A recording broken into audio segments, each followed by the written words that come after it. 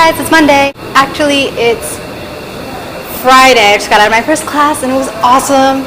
And right now I'm in the subway.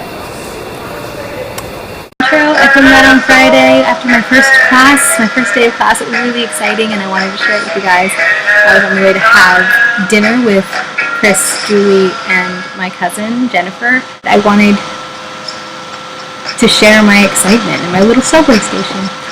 Right now my life is a lot of just hanging out with my brother, just doing things. I'm going to start my real New York life. Wait for it. Tonight, officially. It's Sunday. It was Sunday technically. Now it no longer is. So tonight will be my first day of a full week of classes. I will have acting 3 days a week. I'm doing it twice a week, and I'll hope to tell you guys a lot more about that later next week. Right now, it's a lot of hanging out with my cat. Okay, real talk time.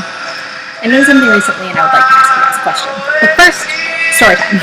Okay, so I was on my flight over to New York and I had the middle seat between two men who both decided to take my armrest. Now, being the smart ass that I am, and in the middle of reading a really good book, I decided to try and weasel myself some arm space. And I ended up in a passive-aggressive battle for the armrest the entire flight. Why one of them couldn't just relinquish their hold on the armrest is beyond me. I'm not just babbling here, I honestly have a point. Have you ever noticed how much space you take up? How much women in general take up? Men, children, elderly? How much space do you feel entitled to and are they correlated?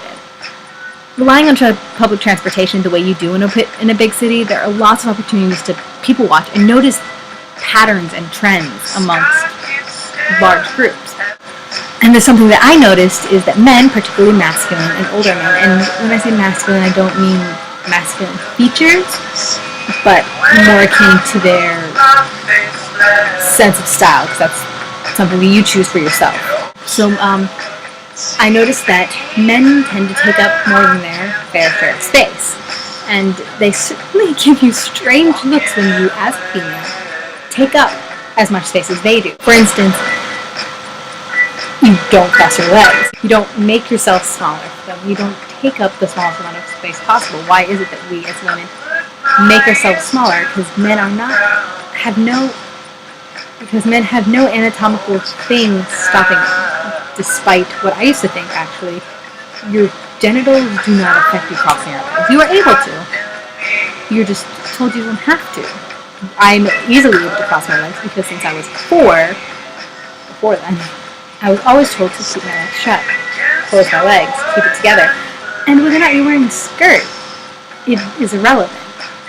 Now, that might affect your choice of whether or not you want to cross your legs, but that's a whole nother thing. It's just something I noticed and I wanted to know if you guys noticed it too. If you just take a look this week, watch what's going on around you and see, do you notice this trend too, or is it just something that I've been noticing, or is it, you know, how much space do you take up? Do you catch yourself ever trying to make yourself smaller for other people? It's sort of short because it's just a thought that I wanted to share. But I've been doing a lot of filming, people watching throughout the subway and just sort of in my couple days here, and I wanted to share this with you guys, so let's enjoy. Sibling bonding.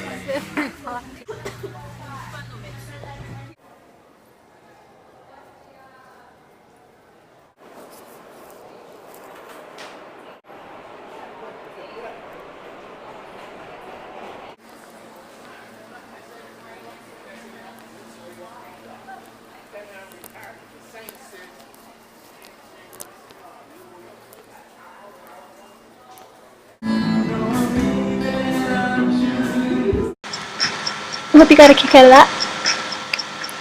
And this is cool. We are excited to hear from you guys, and we'll see you next week.